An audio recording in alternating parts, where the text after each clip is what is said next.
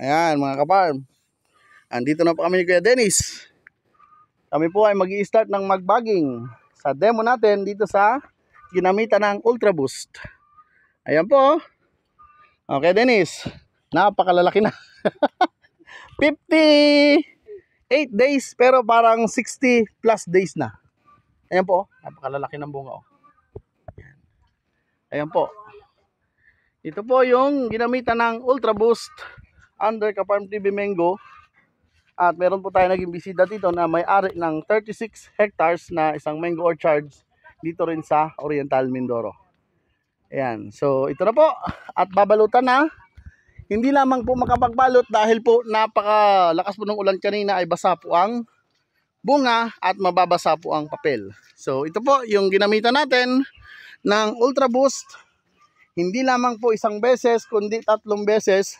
Dahil yung final shot po bago balutan ay ginamit natin siya na booster kasama nung atin pong ibang ginagamit na foliar. Gusto ko pong maging transparent sa inyo at gusto ko pong ipakita sa inyo na ang Ultra Boost ay maganda pong gamitin kahit sa cocktail of mixing under Kaparm TV Mango Protocol. So kay Sir Hino Rason, kay Sir Mike, sa mga taga-opisina, syempre sa boss ko, kay Boss Benjamin Upaw.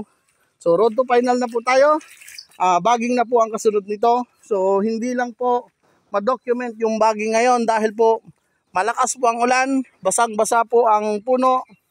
Ang importante po ay maipakita ko sa inyo na ito na po yung kasalukuyan at walang halong daya. At kahapon po ay nag-spray kami dito.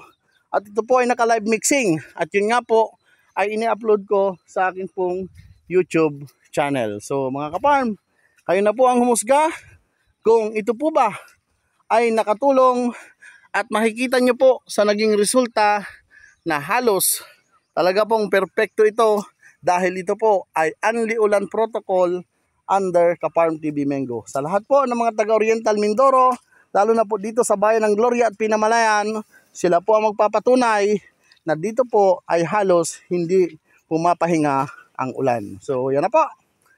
At ready for bagging na group ni Jeffrey Jumaro at ibibideo na lang po nila ito kapag sila po ay nag-start na po ng bagging mga kaparm. Ayan po at umuulan pa rin.